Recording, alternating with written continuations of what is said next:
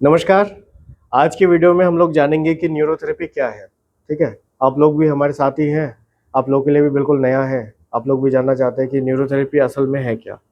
Neurotherapy क्या है? एक भारतीय प्राचीन पद्धति है, ट्रीटमेंट की एक पद्धति है। जैसे अलग अलग थेरेपीज होती हैं, एलोपैथी है, होम्योपैथी है, एक्यूप्रेशर है, देखा है ना, अपने लोगों ने सुना है कपिंग थेरेपी है।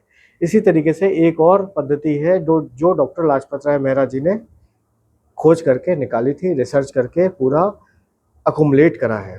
जैसे अगर मैं आपसे पूछूं कि पहले के समय में कितने लोगों के घर में आपके दादा कहते थे कि जरा पीठ के ऊपर चल देना, जरा पैरों के ऊपर चल देना, बोलते थे कि नहीं बोलते थे? बोलते थे। तो क्यों बोलते थे? क्योंकि आराम मिलता था। लेकिन ये थोड़ी ना पता था कि पेनक्रियाज एक्टिवेट होती हैं, ये थोड़ी ना पता था कि गॉल ब्लैडर एक्टिवेट होते हैं, ये नहीं पता था कि आपके कौन से ऑर्गन एक्टिवेट होते हैं। ये खोज करके निकाला डॉक्टर लाजपत राय मेहरा जी ने। एक चीज अगर हम समझें कि हमारा शरीर बीमार क्यों पड़ रहा है, ठीक है, अगर हम कुछ प्रॉपर अगर देखें कि जैसे मान लीजिए कि हमारे शरीर के अंदर ऐसे केमिकल्स बन रहे हैं जो हमारे शरीर को क्या कर सकते हैं, ठीक कर सकते हैं हमेशा। देखा है कभी भी आइडियल कंडीशन में बॉडी कैसी होती है? जब आप यंग होते हैं तो बॉडी कैसी होती है? ठीक रहती है हमेशा। लेकिन जैसे जैसे एज बढ़ती है तो क्या होता है, हम बीमार पड़ते ही चले जाते हैं। क्यों पड़ते हैं? कारण है ना उसके पीछे। हमारा आहार विहार गलत हो जाएगा, हमारा खान पीन कैसा है पहला, दूसरा एनवायरमेंटल फैक्टर कैसा है, आप किस पर्यावरण में रह रहे हैं, उसके वजह से भी तो आप बीमार पड़ते हैं, पड़ते ही नहीं पड़ते। तीसरा, स्ट्रेस अगर आप बहुत ज्यादा लेंगे तब भी आपका मानसिक स्थिति कैसी है, ये भी बड़ा फैक्टर है कि नहीं है? और अगर आप मान लीजिए कि गलत तरीके से उठते बैठते हैं तब भी आप बीमार होंगे कि नहीं होंगे? अगर आपका उठने का तरीका गलत है, बैठने का तरीका गलत है तो फिर क्या होगा, आप बीमार होते ही चले जाएंगे। होगा कि नहीं होगा? अगर आप किसी भी व्यसन में हैं, जैसे आप अल्कोहल कंज्यूम करते हैं, आप तंबाकू खाते हैं, तो फिर तब भी क्या होगा, शरीर बीमार होगा कि नहीं होगा? होगा। और इससे क्या होगा, अगर मान लीजिए किसी न्यूट्रिशन की कमी हो गई, कोई विटामिन की कमी होगी, तब भी शरीर बीमार हो जाता है। ठीक है।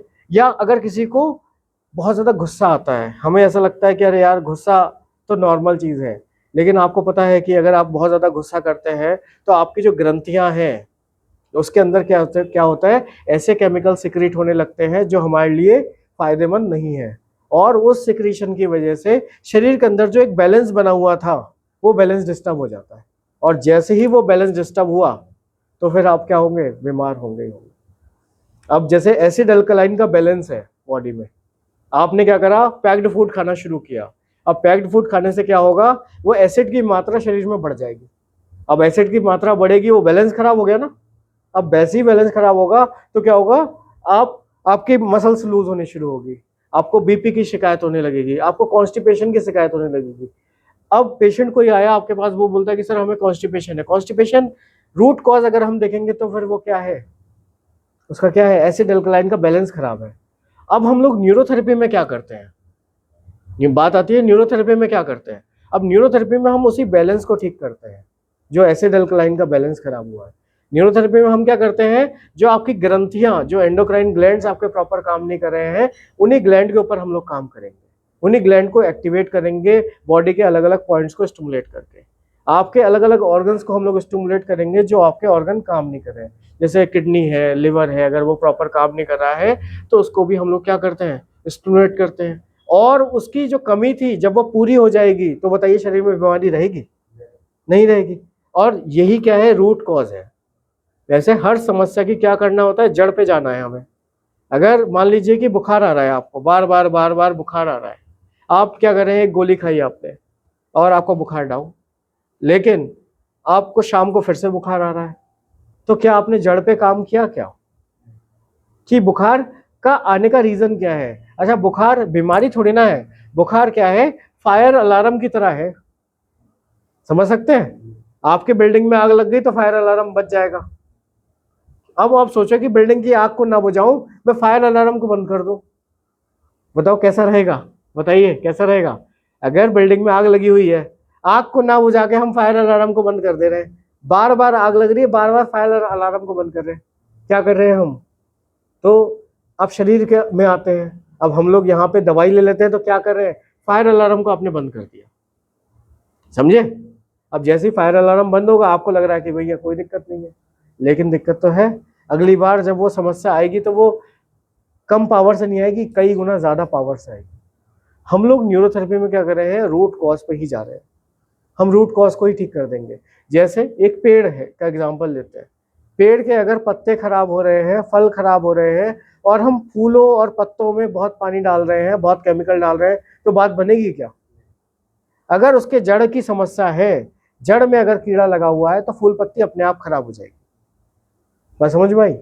तो हमें काम कहाँ करना पड़ेगा? जड़ पे काम करना।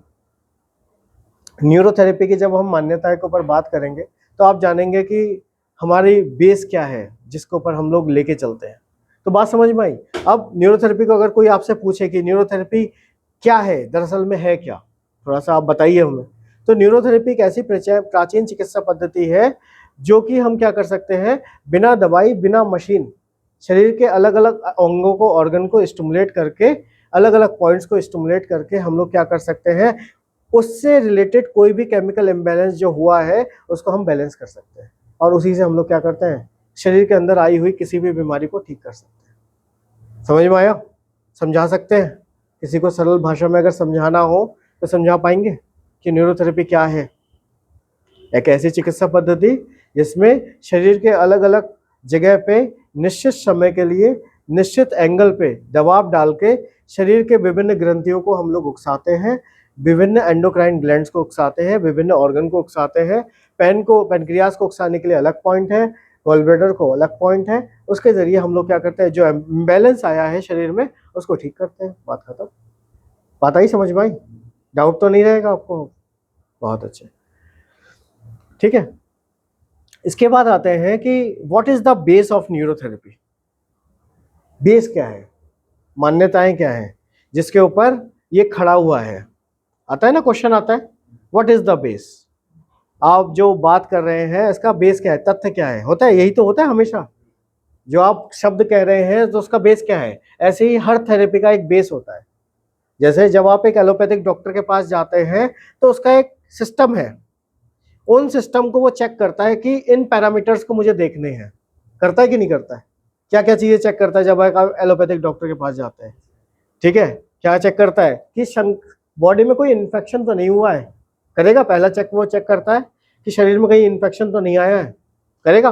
दूसरा क्या करता है, कोई डिजेनरेशन तो नहीं हो रही है, कहीं से हड्डियां घिस तो नहीं रही हैं आपकी, ये भी चेक करता है।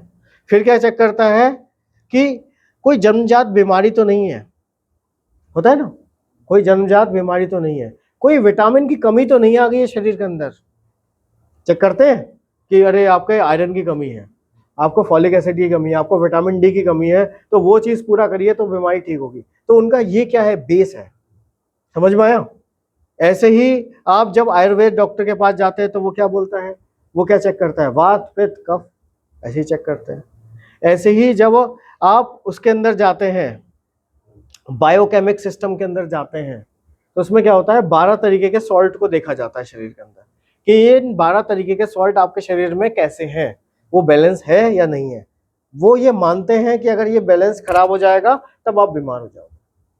बात आई समझ में आई? आप लोग समझ पा रहे हैं? इसके बाद एक और आता है कि नेचुरोपैथी के पास आप जाते हैं डॉक्टर के पास, तो वो लोग ये कहते हैं कि शरीर के अंदर अगर टॉक्सिन की मात्रा बढ़ेगी तब आप बीमार पड़ जाएंगे। वो भी बात कहीं ना कहीं ठीक है। और आप देखेंगे कि उनका पूरी व्यवस्था क्या है, शरीर के अंदर से टॉक्सिन को बाहर निकाल दो। टॉक्सिन को बाहर निकाल दोगे तो वो क्या क्या करेगा, शरीर आपके ऑप्टिमम लेवल पे काम करेगा, जबरदस्त लेवल पे वो काम करेगा, मैक्सिमम पोटेंशियल के साथ। बात समझ में आई कि नहीं आई? अब हम आते हैं कि न्यूरोथेरेपी के ऊपर आते हैं। ठीक है, तो न्यूरोथेरेपी में डॉक्टर लाजपत राय मेहरा जी ने कुछ बातें कही हैं कि डॉक्टर लाजपत राय मेहरा जी सबसे पहले ये जानना चाहते थे कि शरीर में बीमारी आती ही क्यों है। पहले हम लोग ये समझते हैं कि बीमारी आने के कारण ही क्या है, क्यों आएगी शरीर के अंदर बीमारी, क्यों आएगी, बताइए जरा। पहला कारण हम लोग लेके चलते हैं कि अगर आपके ग्लैंड ठीक तरीके से काम ना करें तब भी आप बीमार पड़ोगे, केमिकल नहीं बनेगा, पहला कारण हो गया। अगर मान लीजिए कि केमिकल अगर जो भी बन रहा है अगर वो सही समय पे, सही मात्रा पे नहीं पहुंचे सही जगह पे, तब भी बताइए काम बनेगा या नहीं बनेगा? अब मान लीजिए कि आपने खाना खाया, आपके शरीर को इंसुलिन की जरूरत थी। अब इंसुलिन का काम क्या है? शुगर की मात्रा को कम करना। एग्जाम्पल के तौर पे लेते हैं कि इंसुलिन चाहिए था 50 मिलीग्राम। अब शरीर ने कहा कि भैया मैं तो 20 मिलीग्राम बना पाऊंगी। तो बताइए जो 30 मिलीग्राम का जो डिफरेंस रह गया, क्या होगा उसका? दिक्कत आएगी आपको। चाहिए था कितना? 50, मिला कितना? 20। तो डिफरेंस हो गया ना। तो सही मात्रा में अगर नहीं मिलेगी तब भी तो बीमार हो जाओगे, तब भी तो शुगर की मात्रा बढ़ेगी। ठीक है। इसके बाद आता है डॉक्टर लाजपत राय मेहरा जी ने बहुत नजदीक से एक चीज देखी थी कि वो ये कहते थे 3 चीजें शरीर के अंदर, 3 चीजें हमेशा प्रॉपर काम करनी चाहिए। अगर वो काम नहीं करेंगी तो आप बीमार पड़ जाओगे। पहला है डाइजेस्टिव सिस्टम। पहला क्या है? Digestive system. दूसरा है लंग्स, रेस्पिरेटरी सिस्टम। तीसरा है आपका किडनी। बात समझ में आई? तीसरा क्या है? किडनी। किडनी क्या है? Excretory system. बात आई? अब अगर ये तीनों में से कुछ भी अगर प्रॉपर काम ना करे तो आप गंभीर रूप से बीमार हो सकते हैं। बोले कि सर मेरे यहां दर्द है, तो मुझे क्या बहुत बड़ी बीमारी है? नहीं। ठीक है। बीमारी आपको तब होगी जब आप उठ नहीं पा रहे हैं, चल नहीं पा रहे हैं, खड़े नहीं हो सकते हैं। ठीक है। आपके लंग्स खराब हो गए, आपकी किडनी खराब हो गई है। थोड़ा मोटा दर्द थोड़ा बहुत आता रहता है। बहुत एक्सरसाइज कर ली, कंधों में दर्द होने लगा। बहुत एक्सरसाइज कर ली, कमर में दर्द होने लगा। वो तो आएगा और चला जाएगा, वो बीमारी थोड़ी ना है। कोई बीमारी है बताइए? ठीक है। अब हम लोग आते हैं मान्यता है। ठीक है। डॉक्टर लाजपत राय मेहरा जी ने कुछ चीजें ऐसे करके करा था कि जो होता है ना, बेस जो बनाया था, फाउंडेशन जो बनाया था, कुछ तो ये था कि अपने अनुभवों से उन्होंने प्राप्त किया था कि भाई ये चीजें हमें शरीर में देखनी है। कुछ ऐसा था कि मेडिकल साइंस के बेसिस पे, जैसे होता है ना कि उसके बेसिस पे भी देखा था, उसकी फिजियोलॉजी के अनुसार भी देखा था, शरीर में उसकी कमी आएगी तब भी बीमारी आती है। तो अब हम उसके ऊपर चर्चा करते हैं। ठीक है। तो सबसे पहला जो डॉक्टर लाजपत राय मेहरा जी ने कहा था, नाभि। ठीक है। आज के समय में नाभि का इंपॉर्टेंस हम क्या करते चले जा रहे हैं? खत्म करते चले जा रहे हैं। हो रहा है ऐसा? हो रहा है कि नहीं हो रहा है? ठीक है। आप एलोपैथिक डॉक्टर के पास जाते हैं, बोलते हैं नाभि हटी हुई है, बोलते हैं ऐसे कोई चीज नहीं होती है, मानते ही नहीं है। ठीक है। आप नेचुरोपैथी में जाएंगे, अल्टरनेटिव थेरेपी की तरफ जाते हैं, तब वो लोग मानते हैं नाभि होती है। अब ये बिल्कुल वैसा ही है जैसे मैं अगर आपसे पूछूं कि आपके शरीर का मोस्ट इंपॉर्टेंट पार्ट कौन सा है? कौन सा है बताइए?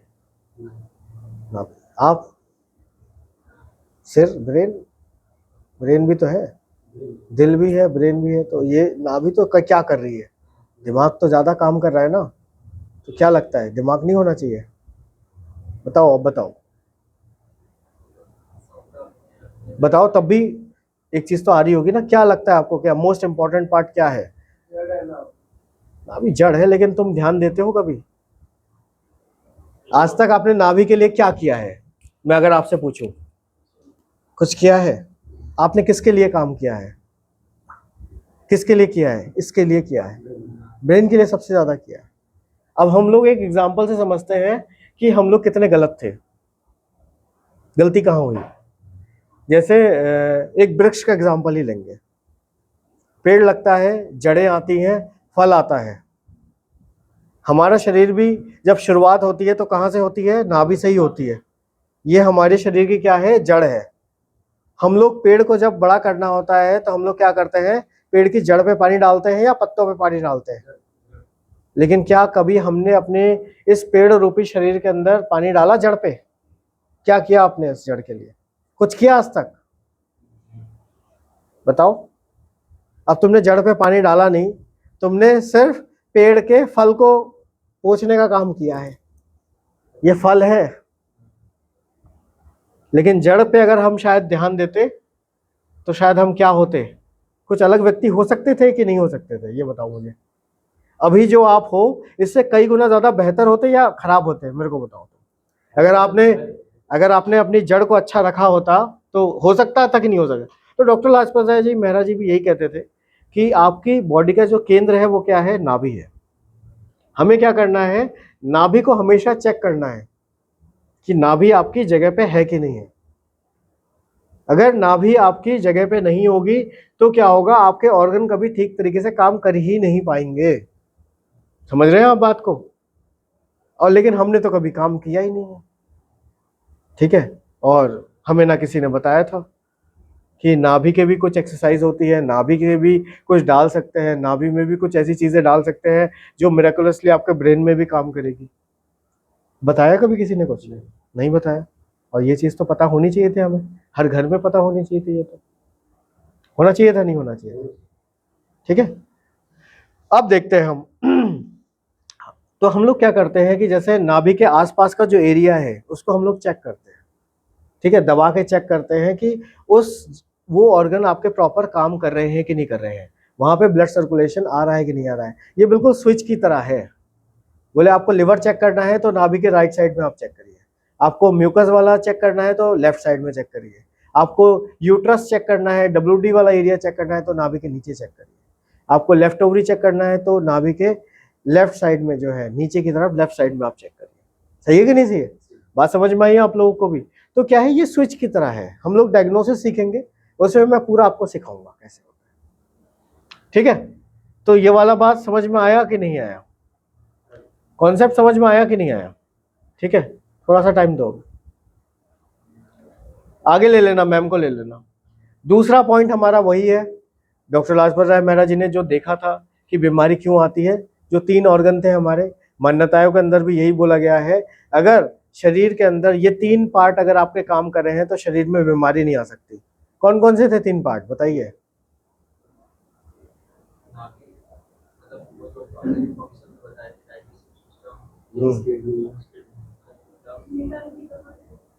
ये रहा, ये ले जाओ, सुन लिया करो पहले पूरा, ठीक है। 3 ऑर्गन कौन से थे आपके? लंग्स हो गए, डाइजेस्टिव सिस्टम और आपके किडनीज। 3 ऑर्गन अगर आपके काम कर रहे हैं बेहतरीन तरीके से तो हम कभी बीमार नहीं हो सकते। तो हम ये कह सकते हैं कि अगर तीनों ऑर्गन को अगर हमें ऐसे तरीके पता हो जिससे इनकी क्लीनिंग हो जाए तो बात बन जाएगी। बन जाएगी नहीं बन जाएगी? बड़ी से बड़ी बीमारियों को भी आप ठीक कर सकते हैं फिर तो, ठीक है। फिर तीसरा पॉइंट आता है, गुरु जी की ये सबसे बेहतरीन खोजों में से एक खोज है ये। गुरु जी ने ये देखा कि शरीर के अंदर जो बीमारियां आ रही हैं, ठीक है, शरीर के अंदर जो बीमारियां आ रही हैं उसमें बहुत बड़ा एक कारण वो है कि अगर किसी भी व्यक्ति को अनपचा खाना आएगा तो UDF अगर आएगा, अगर UDF आएगा तो, अब UDF क्या है? Undigested food particle. अगर आपके पॉटी के अंदर अनडाइजेस्टेड फूड पार्टिकल आ रहा है और आप कह रहे हैं सर जी मैं तो ठीक हूं, मेरे को कोई बीमारी नहीं है, बस UDF आता है, आप ये समझिए कि आप तैयारी कर रहे हैं बड़ी बीमारी के लिए। अब एग्जाम्पल से समझते हैं, अगर किसी व्यक्ति को UDF आ रहा है पॉटी के अंदर तो खाना उसका डाइजेस्ट नहीं हो रहा, पहला तो यही है। दूसरा क्या है? एब्जॉर्ब भी नहीं होगा। अब पचा नहीं तो लगेगा क्या? लगेगा क्या कुछ खाना शरीर में? लगेगा? बताओ मुझे। पचा ही नहीं है तो लगेगा क्या शरीर में? बात समझ में आई? अब उसके शरीर, हमारे बॉडी में क्या होता है? रिजर्व होता है हर मटेरियल। जैसे विटामिन D चाहिए तो रिजर्व चाहिए, रिजर्व है, कैल्शियम का रिजर्व है, लेकिन रिजर्व भी तो खत्म हो जाएगा अगर इसमें फिल नहीं करेंगे तो। होता है, घर की तिजोरी में अगर पैसा ना रखो, पैसा निकालते रहो तो क्या होगा? एक समय के बाद खत्म हो जाएगा और उसके बाद क्या होगा? कमी हो जाएगी और स्कार्सिटी हो जाएगी। अभी रुक जाओ, 5 मिनट दो मुझे, ठीक है। तो अब आप समझ पाए, कॉन्सेप्ट समझ पाए कि नहीं समझ पाए?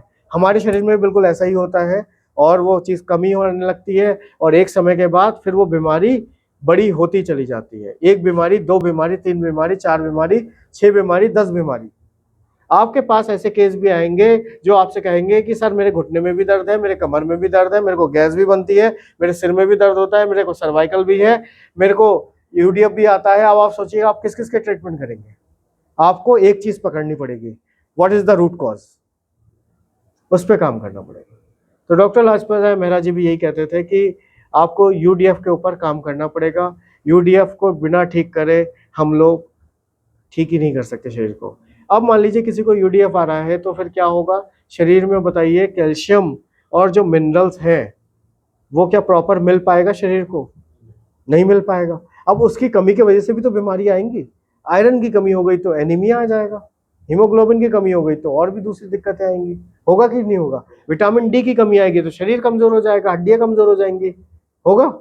कैल्शियम की कमी हो गई तो फिर खड़े होने में भी दिक्कत है। तो मल्टीपल बीमारी की शुरुआत किससे है? यूडीएफ से। कभी भी आप यूडीएफ को हल्के में नहीं लेंगे, ठीक है? कॉन्सेप्ट क्लियर हो रहा है कि नहीं हो रहा है? ये फाउंडेशन है। जब आप पेशेंट से बात करेंगे तो हमें यही सब चीजें पूछना है उससे। पकड़ पाए? पॉइंट को पकड़ पाए?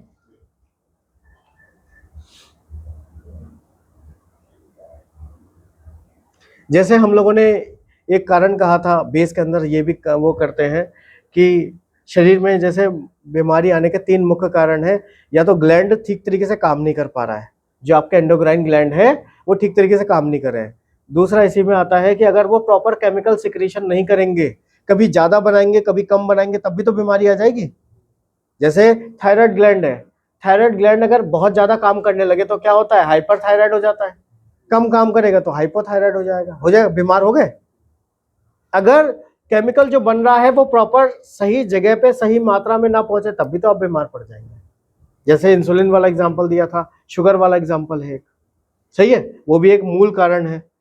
गुरुजी ये कहते थे कि हम लोग पेनक्रियास के पॉइंट को स्टिमुलेट करके शरीर के अंदर अलग अलग तरीके से शरीर को ठीक कर सकते हैं। एग्जाम्पल में समझते हैं, 2 पेन से हम लोग क्या करते हैं? सोमैटोस्टैटिन को स्टिमुलेट कर सकते हैं। सोमैटोस्टैटिन क्या करता है? आपके शरीर में अनचाही जो वृद्धि है, अनवांटेड जो ग्रोथ है, उसको रोकने का काम करता है। कर दिया, 2 पेन का काम हो गया।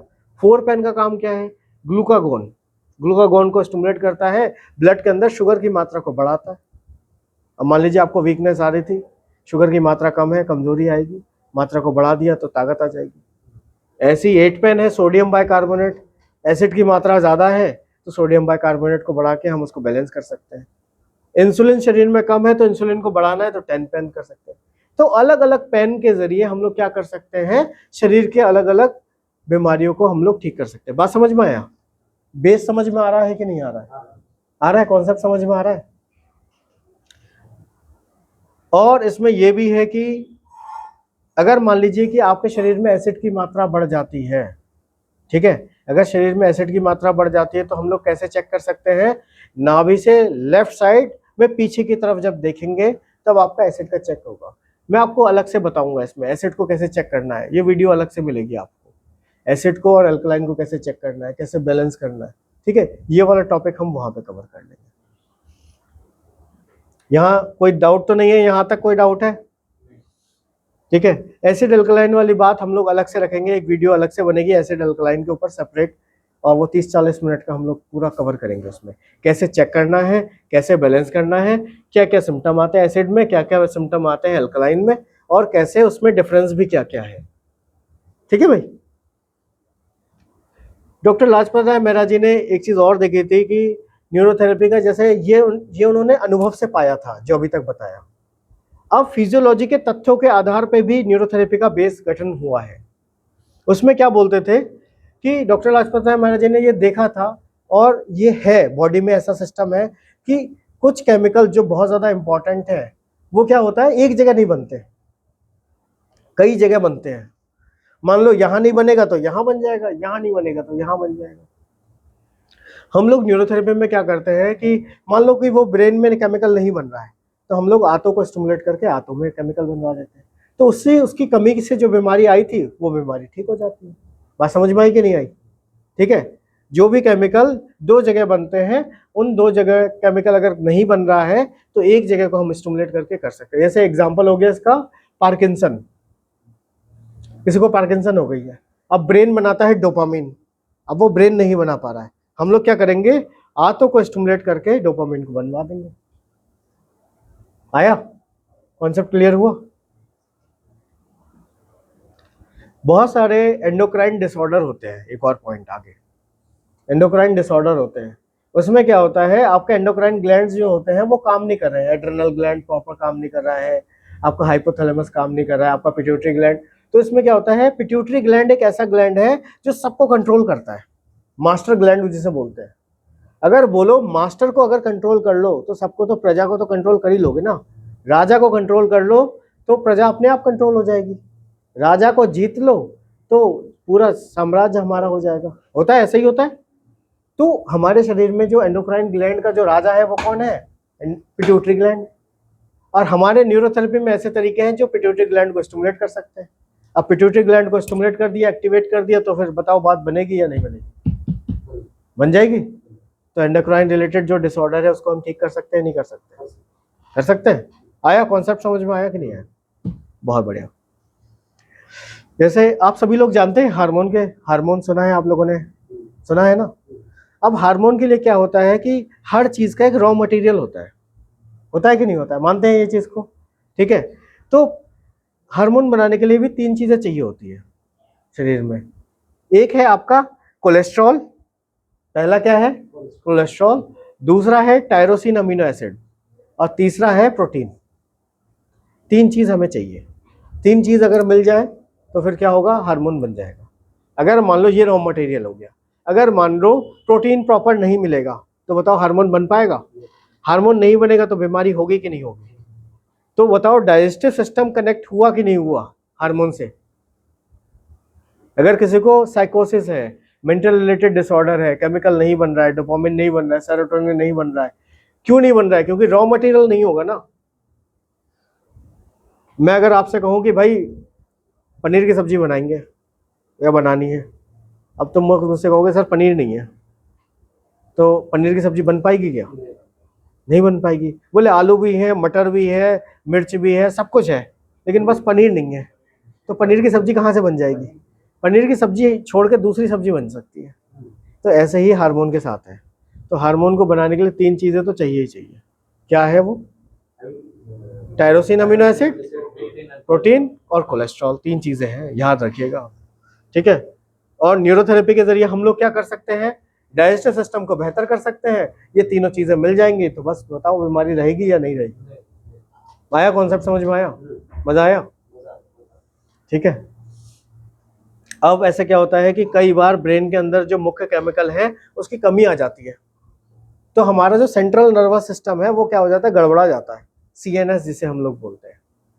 ठीक है। अब बॉडी के अंदर ऐसा इमरजेंसी सिस्टम भी है कि अगर सेंट्रल नर्वस सिस्टम गड़बड़ा गया है, वो केमिकल अगर उसको नहीं मिल रहा है, तो ऐसा दूसरा बैकअप के लिए तो रखो। तो बैकअप रखा था उसने एंटेरिक नर्वस सिस्टम, आंतों में।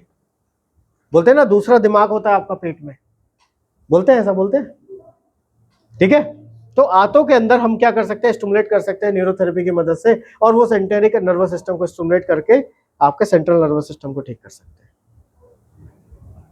ठीक है। जैसे एग्जांपल हो गया आपका पार्किंसन। डोपामिन यहां नहीं बन रहा था, आपने यहां बना के इसको ठीक कर दिया। आया कॉन्सेप्ट समझ पाया? आया कि नहीं आया? हमारे शरीर के अंदर क्या है? थाइमस ग्लैंड है। थाइमस ग्लैंड का काम क्या है? आपकी प्रोटेक्शन का, बचाने का काम है आपको। सही है। अगर मान लीजिए जो आपके बचाव के लिए खड़ा है, अगर वही आपको हमला कर दे तो फिर क्या होगा? नुकसान ज्यादा होगा या कम होगा? क्योंकि बाहर वाला व्यक्ति हमला करे तो हम बाहर वाले से तो लड़ सकते हैं, लेकिन क्या अंदर वाले व्यक्ति से लड़ सकते हैं क्या? ठीक है। एक राजा है, राजा के मंत्री ने ही उसको धोखा दे दिया और उसी की फौज पे हमला कर दिया। तो थाइमस ग्लैंड आपको बचाने के लिए है शरीर।